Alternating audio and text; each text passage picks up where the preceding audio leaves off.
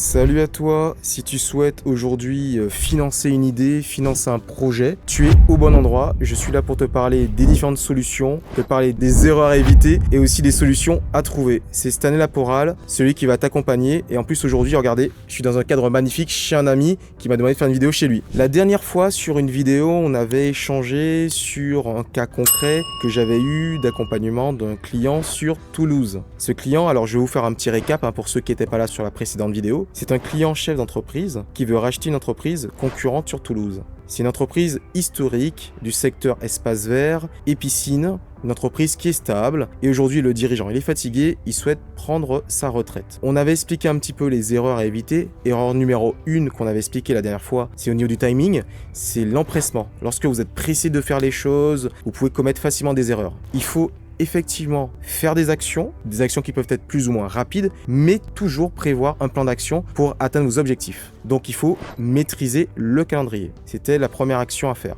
La deuxième action, c'était également de voir au niveau du porteur de projet, donc votre client ou vous-même, est-ce que votre profil, même si c'est pas un profil type, est-ce qu'aujourd'hui, votre profil va correspondre à votre cible? Aujourd'hui, c'est une entreprise dans le domaine espace vert et piscine. Mon client, lui, c'était un chef d'entreprise, donc il avait déjà des techniques, de l'expérience dans le monde entrepreneurial, et en plus, son secteur d'activité était l'espace vert et la piscine. Aujourd'hui, il était dans une vision de vouloir faire une croissance externe, et donc de vouloir racheter cette entreprise avec justement ce chef d'entreprise qui allait partir à la retraite. Donc, vous voyez, on a mis en place un calendrier, il y avait vraiment un profil du porteur de projet qui correspondait à l'entreprise cible, donc c'est un profil compatible. Et aussi la dernière chose qu'on avait posée comme question, pour éviter l'erreur numéro 3, c'est justement de bien distinguer que le porteur de projet qui va acheter l'entreprise, qui va être propriétaire, est-ce que ce sera bien lui également le dirigeant, celui qui va piloter l'activité? Est-ce qu'il y a bien, comme on dit, un pilote, un chauffeur au niveau de la voiture? Est-ce qu'il y a un pilote dans l'avion?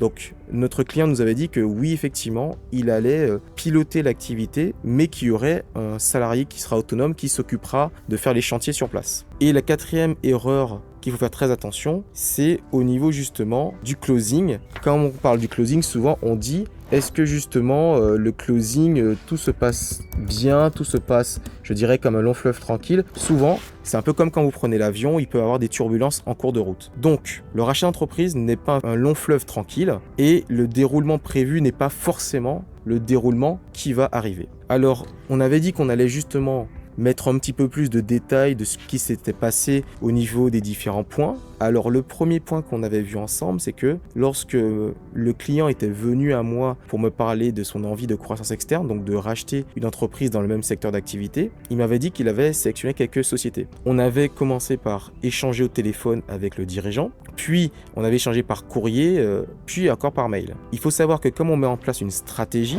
je vous ai bien dit, aujourd'hui moi je suis un cabinet de conseil, j'accompagne justement les porteurs de projets qui souhaitent soit financer une création, soit financer une reprise d'entreprise, soit financer, je dirais, un développement de leur activité. Et donc, chaque étape, on met en place un plan d'action. Donc, l'étape numéro 1, où on prend contact avec le dirigeant, il y avait des objectifs qui étaient clairement déterminés. Donc, dans les objectifs, il y avait déjà déterminé 1, est-ce que la société était in bonis ou en difficulté?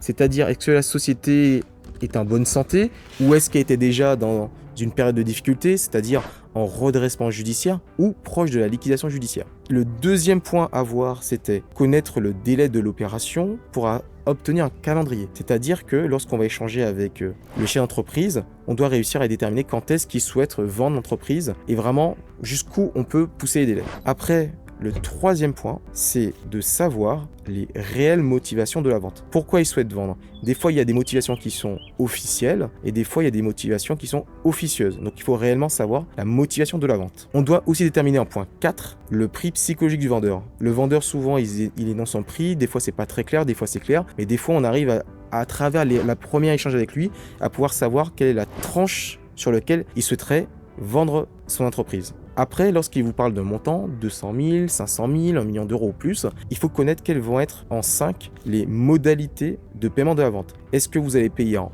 une fois? Est-ce que vous allez payer en plusieurs fois? Est-ce que vous pouvez lui demander un crédit vendeur, c'est-à-dire qu'une partie sera peut-être payée plus tard avec l'entreprise? Donc, voir vraiment avec lui sur quoi il est prêt à accepter, sur quoi il est prêt à refuser. Et en point 6, vous avez connaître la présence également ou non de salariés, parce que tout ça a des impacts. Donc lorsque vous allez discuter avec le dirigeant d'entreprise et surtout le propriétaire qui souvent est la même personne, vous devez réussir à savoir ces points-là. Donc nous, dans notre cas, je vais vous rappeler le cas concret, j'ai discuté avec ce chef d'entreprise toulousain en lui demandant est-ce que sa société avait des difficultés, est-ce qu'il arrive à tout payer, est-ce qu'ils ont des retards. Il m'a expliqué qu'aujourd'hui, leur besoin de fonds de roulement est autour de 30 à 40 000 euros, qu'ils ont de la trésorerie disponible. Au niveau des dettes, ils ont quelques dettes fiscales autour de 3, 4, 5 000 euros, donc pas très importantes. Donc il m'a dit que globalement la société est in bonis. Rappelez-vous bien, on est dans une phase de prise d'informations, on note les informations et après plus tard, on les analysera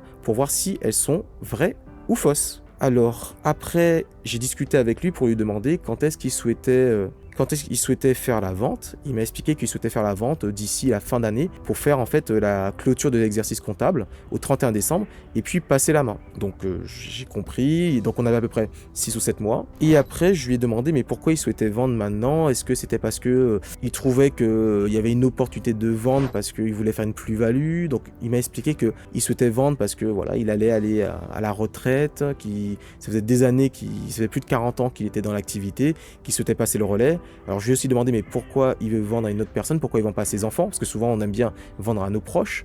Il m'a expliqué que son fils n'était pas intéressé, il était à l'étranger. Donc voilà pourquoi finalement il souhaitait vendre et dans les prochains mois. Après, il disait aussi qu'il souhaitait vendre à une personne précise en parlant de personnes qui est dans le même secteur d'activité, qu'il avait déjà refusé des offres et qu'il voulait vendre spécifiquement à un chef d'entreprise qui est du milieu de la piscine et des espaces verts. Donc ça fait partie aussi du fait qu'il a resserré les critères de son potentiel acheteur. Après on a discuté de maintenant, vu qu'on est dans le bon profil, parce que mon client est des espaces verts et de la piscine, je lui ai demandé mais du coup monsieur vous souhaitiez en tirer combien, 100 000, 50 000, 200 000 et lui il m'a dit écoutez moi ça sera peut-être entre 250 000 et 350 000 à voir, à négocier. Et après je lui ai demandé mais écoutez est-ce que vous avez des projets pour l'avenir. Il m'a expliqué que après sa retraite il voulait voyager, profiter de la vie et qu'il avait déjà fait un budget autour de 200 000. Donc lui-même il m'a avoué à demi-mot que finalement il ne partirait pas sur une vente en dessous de 200 000 parce que lui-même aurait un besoin de 200 000. Donc ça m'a permis de voir justement quel était le prix psychologique du vendeur en échangeant tranquillement avec lui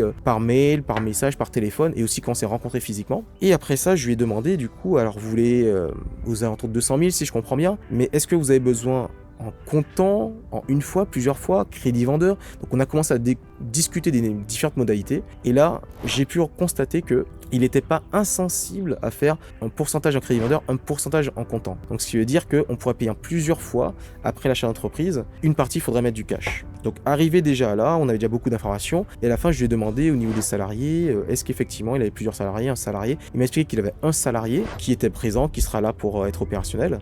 Et quand après 2 ou 3 rendez-vous, j'ai titillé un petit peu et que j'ai pu voir le salarié, j'ai su que le salarié, il allait aussi partir dans les prochaines années, peut-être dans 1 ou 2 ans. Donc, warning, attention, il faut prévoir quelqu'un qui puisse faire de l'opérationnel sur cette entreprise-là. Et là, je l'ai expliqué à mon client. Donc ça, c'était la partie justement rencontre du dirigeant avec les objectifs précis de récupérer certaines informations. Après, l'étape 2, c'était vraiment la lettre d'intention. La lettre d'intention, c'est le document qui montre que vous avez un intérêt à acheter l'entreprise. Quels sont les objectifs? Parce que je vous ai dit, chaque étape, il y a des objectifs. Dans les objectifs, il y a figer un premier calendrier pour savoir quand est-ce qu'on commence, quand est-ce qu'on termine avec les étapes. Deuxième objectif, c'est réussir à figer un prix de vente. Là, on l'avait figé à 210 000 euros et figer les premières modalités de vente. C'est-à-dire qu'on avait dit qu'on commence à partir du mois de juin. Le calendrier s'étend jusqu'au mois de décembre. Le premier prix de vente était 210 000 euros avec 50 000 euros en cash, en comptant, et le solde qui sera en crédit vendeur, c'est-à-dire que quand on aura récupéré la société, on pourra payer plusieurs fois. Donc c'était le premier cadre de la lettre d'intention qu'on avait fait. Donc la lettre d'intention est importante parce que ça permet d'avoir un premier cadre global. Après avoir fait la lettre d'intention et avoir fixé ces objectifs-là, il fallait effectivement que le vendeur contresigne la lettre d'intention pour dire qu'il accepte ces conditions-là. Parce que dedans aussi, vous pouvez mettre le fait que lui, il n'aille pas voir d'autres acheteurs potentiels. Donc, c'est-à-dire que vous bloquez en fait le vendeur sur votre proposition. Donc, nous, c'est ce qu'on avait fait. La troisième étape, qui est l'audit.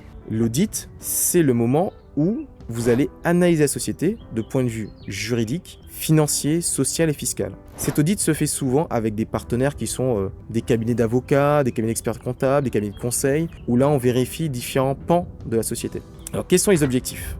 Et nos objectifs, il faut déjà identifier les risques potentiels et les risques réalisés. C'est-à-dire que quand vous allez... C'est comme si demain, en fait, vous achetiez une voiture, vous avez tout ce qui est écrit, vous voyez que par exemple la voiture c'est un V8, ok, et que vous faites un expert garagiste vérifier le moteur et qui constate que c'est écrit par exemple sur le moteur que c'est un V8, mais en fait c'est pas un V8, quand il analyse, il voit que c'est un V4 ou un V6. Donc c'est l'expert qui va vérifier pour vous, est-ce qu'il y a une concordance entre les éléments qu'on vous a dit, qu'on vous a donné et la réalité sur le terrain. Et ça, c'est très important. Pour une petite anecdote, moi, j'avais accompagné un chef d'entreprise qui avait acheté d'ailleurs, il faisait de l'achat-revente de voitures, hein, pour la petite anecdote. Et on lui avait dit que les véhicules qu'il avait achetés, c'était que des V12. Sauf que après expertise, on a constaté que ce n'était pas des V12 et malheureusement, c'était des moteurs inférieurs. Donc, on est passé d'une vente à quasiment 680 000 euros à une vente quasiment à 450 000 euros. Donc c'est-à-dire qu'il y a eu plus de 200 000 euros qui a été baissé parce que les moteurs n'étaient pas conformes à ce qui a été prévu. Donc vous voyez bien que cette partie de vérification permet aussi d'ajuster le prix au niveau de la vente. Donc c'est très important. Dans le cas de cet audit, vous allez avoir la vérification de la partie juridique avec les avocats, tout ce qui est contrat en cours, les contrats commerciaux, analyser s'il y a des contrats qui sont déséquilibrés, des contrats qui sont renégociés, toute cette partie-là, c'est des analyses qui sont faites. Vous aurez aussi une partie sociale où les avocats pourront voir au niveau notamment des contrats de travail, est-ce qu'il y a des contrats où il y a certains risques juridiques, est-ce qu'il y a des avantages, est-ce qu'on les renégocie. Et après, il y a la partie financière où c'est cabinets de conseil comme moi, comme d'autres, qui vont regarder au niveau des créances et des dettes, et aussi la partie de la comptabilité où un expert comptable va vérifier s'il n'y a pas des choses qu'on n'a pas peut-être vues ou mentionnées. Donc tout ça, cette partie d'audit, elle peut durer plus ou moins longtemps. Elle peut durer finalement de 3 mois jusqu'à 6 mois, voire beaucoup plus en fonction de la taille de l'entreprise ciblée. Donc ça, c'est la partie 3. C'est la partie de l'audit. Après l'audit maintenant, ou pendant l'audit, vous avez la partie 4 qui est justement la recherche de financement. Aujourd'hui, c'est quoi rechercher un financement? C'est en fait aller monter un dossier pour demander de l'argent. Alors, la solution la plus simple, vous avez un besoin de 200 000. Si vous avez 200 000 sur votre compte bancaire parce que vous avez reçu un héritage ou autre chose, évidemment, et que vous voulez l'utiliser, libre à vous, vous avez déjà l'argent en apport personnel, vous pouvez tout simplement, tout de suite, déposer l'argent. Alors moi, c'est pas du tout une chose que je vous conseillerais. Moi, je vous conseillerais, si demain vous avez du cash ou du disponible, c'est de l'utiliser comme un apport pour aller voir une banque ou un fonds d'investissement, ou peut-être des investisseurs privés pour avoir un complément. Comme ça, vous gardez de la trésorerie disponible pour vous, et l'autre partie, en fait, vous aurez un financement externe. Aujourd'hui, vous pouvez avoir cette solution avec, je dirais, ce type de financement-là. Donc, je vais vous donner un exemple. Vous avez besoin de 500 000 euros, ou vous avez besoin de 100 000 euros, 200 000 euros, comme c'était le cas. Pour nous, on va prendre un exemple simple, 100 000 euros. Vous voyez que vous pouvez faire un mix, c'est-à-dire une partie en apport personnel, une partie, par exemple, en concours bancaire. J'avais eu un exemple où il y avait besoin de 500 000 euros et le client, je lui avais dit que, écoute, franchement, tu vas pas tout de suite décaisser 500 000 euros. Tu as évidemment 500 000 euros disponibles, donc va voir une banque avec les documents qu'il faut pour justement demander le financement. Donc, la banque lui a demandé d'avoir 20% de fonds propres et 80% la banque financerait. Donc, ça veut dire que la banque lui a demandé 100 000 euros de fonds propres à déposer un apport et elle lui prêterait 400 000 euros. Alors comment ça se passe au niveau du dossier? Il faut avoir certains documents. Alors dans les documents que vous avez besoin déjà d'une présentation du projet, vous avez besoin d'un business plan. Alors il faudra que dans le business plan, il y a une partie écrite, une description du projet, et il y a une partie chiffrée avec justement les plans financiers, le plan de trésorerie, le plan de financement, la balance, etc. Donc ça, vous pouvez le faire vous-même, ou vous pouvez passer par un cabinet d'expertise comptable ou un cabinet comptable pour avoir, je dirais, des documents qui peuvent être certifiés. Donc ça, c'est important. Et à ce moment-là, vous pouvez, dans ces cas-là, avoir un financement bancaire. Après, nous, la solution qu'on avait envisagée, en tout cas pour ce cas-là, mais parce qu'on avait cette entreprise-là, on avait aussi une deuxième entreprise qu'on regardait en même temps, en fait. Nous, en fait, on avait décidé de passer par une partie en fonds propres, c'est-à-dire que sur les 500 000 qui avaient disponibles, on en a pris 100 000 et il avait encore besoin de 100 000. On est allé demander 100 000 avec de la love money, donc c'est-à-dire l'amour du cœur, donc l'amour des proches qui ont prêté ces 100 000 euros. Donc ça, c'est une solution. Vous pouvez aussi avoir des proches qui vous prêtent 100 000 euros. Vous pouvez aussi avoir la possibilité de faire des levées de fonds auprès d'investisseurs. Alors, il y a plusieurs possibilités au niveau des levées de fonds. Vous pouvez avoir les plateformes de crowdfunding que vous pouvez avoir. Il y a beaucoup de plateformes de crowdfunding qui vous font des levées de fonds. Vous avez aussi la possibilité, alors des crowdfunding publics, c'est-à-dire que vous allez sur certaines plateformes, vous tapez crowdfunding et vous allez trouver. Mais après, vous avez aussi la possibilité d'investisseurs privés dans des clubs d'investisseurs. Nous, par exemple, on a un club d'investisseurs. Vous avez la possibilité d'aller voir des fonds d'investissement. Donc, toutes ces différentes possibilités, vous pouvez justement aller à la recherche d'investisseurs. Soit vous y allez tout seul, soit vous y allez accompagné par notre cabinet de conseil ou d'autres cabinets qui sauront vous accompagner. Aujourd'hui, ce qui est important, c'est d'avoir des personnes qui puissent vous accompagner pour être efficaces au niveau de votre recherche. Donc nous, on avait recherché le financement, ça nous avait pris à peu près 2 mois et on l'avait obtenu. Maintenant qu'on avait validé que la société était viable, qu'elle était économiquement intéressante, on devait justement arriver aux clôtures du deal. C'est-à-dire qu'on devait signer le contrat de cession de la société pour pouvoir la reprendre. Et maintenant, patatrac, je vais vous expliquer ce qui s'est passé. En tout cas pour cette société-là. Parce qu'en fait, il faut comprendre que moi, je ferai peut-être une vidéo spécifique par rapport à est-ce que le vendeur est réellement vendeur. Parce qu'aujourd'hui, nous, le vendeur, on lui a demandé en fait une dernière documentation de mise à jour. C'est-à-dire que ça faisait déjà un petit moment qu'il nous demandait de venir signer auprès de lui. Et sauf que nous, il nous manquait des documents mis à jour, c'est-à-dire il nous manquait les arrêtés des comptes sur les 6 derniers mois, donc de janvier au mois de juin de l'année en cours. Et également, on lui demandait les derniers relevés bancaires du mois de mars, avril, mai. Et peut-être juin aussi, on lui demandait. Donc en attendant les derniers documents, parce qu'on avait négocié en fait qu'il devait nous laisser une trésorerie au moins de 20 ou 30 000 euros sur le compte bancaire. Donc pour être sûr qu'il laisse bien la trésorerie, on attendait les derniers documents. Alors du coup, on commence à échanger par mail, et là, on reçoit en fait une réponse de l'expert comptable du vendeur qui nous dit en fait c'est lui qui va reprendre en main la vente et il n'est pas d'accord sur les conditions.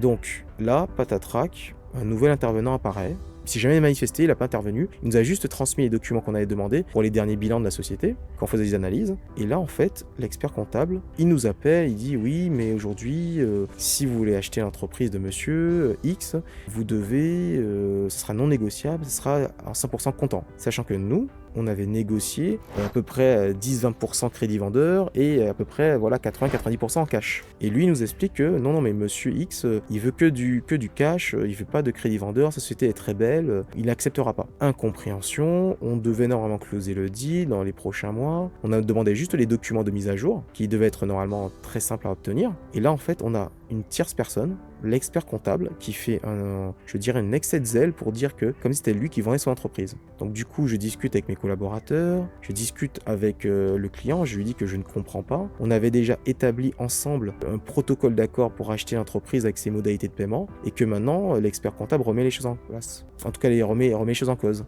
Stupéfaction de la part de l'acheteur, stupéfaction de mes collaborateurs, on se regarde, on comprend pas. Et donc on s'est dit, on va appeler le vendeur. Le vendeur, pas de réponse par SMS, pas de réponse par mail, pas de réponse quand on l'appelle.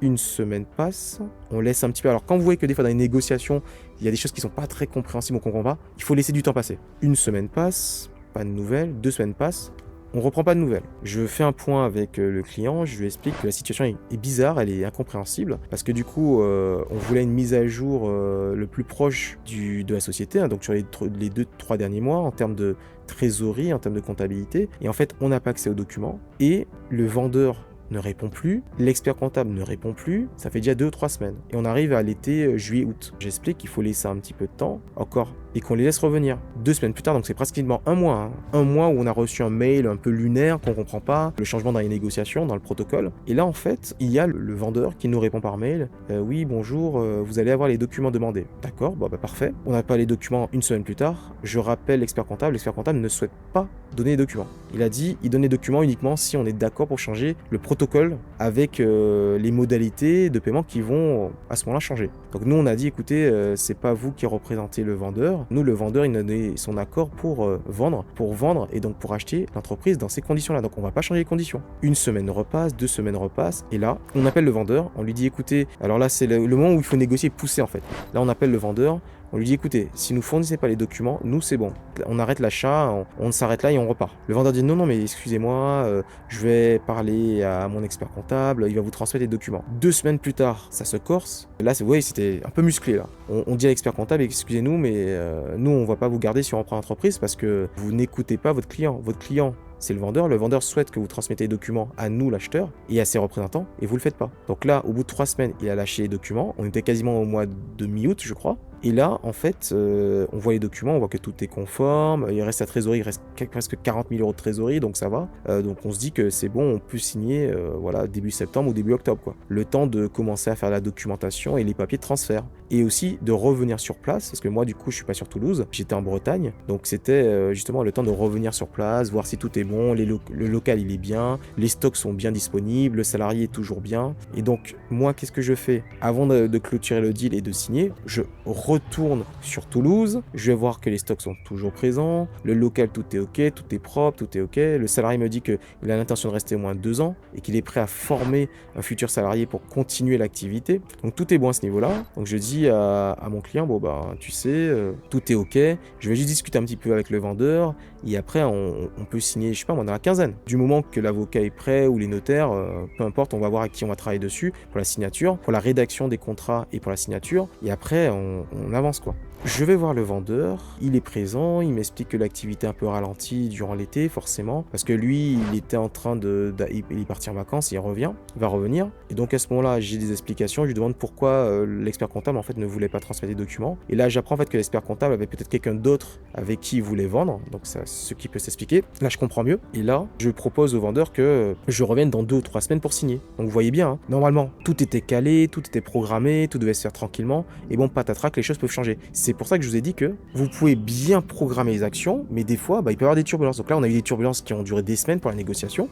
Et là, on se dit, septembre, c'est bon, on va signer, du coup. Donc, plutôt que prévu. On commençait à sentir que ça devenait très tendu, donc on s'est dit, on va pas attendre jusqu'à décembre, on va faire signer en septembre, et on va demander aux dirigeants, parce que justement, après le closing, on peut prévoir aussi que, dans le contrat, que le dirigeant puisse accompagner pendant X mois le nouveau propriétaire. Donc du coup, on prévoit une clause d'accompagnement pendant 6 mois, ce qui fait qu'on rentre en septembre, ça fait septembre, octobre, novembre, décembre, janvier, février. Donc ça veut dire que le propriétaire qui est aussi dirigeant, il accompagnerait justement le nouveau propriétaire durant ces mois-là. Comme ça, il sera quasiment en pré-retraite et en même temps, ça permettra de faire une transition efficace. Donc tout le monde était d'accord, on part, hein, chacun part en vacances, mon client il part en vacances 15 jours, moi je pars en vacances, et là on se dit, bon on prévoit une date de signature. On prévoit une date de signature pour le mois de septembre, on voit avec les avocats qui étaient disponibles, et là on se dit, fin septembre on va signer, comme ça à la cession de l'entreprise. Donc là on rachetait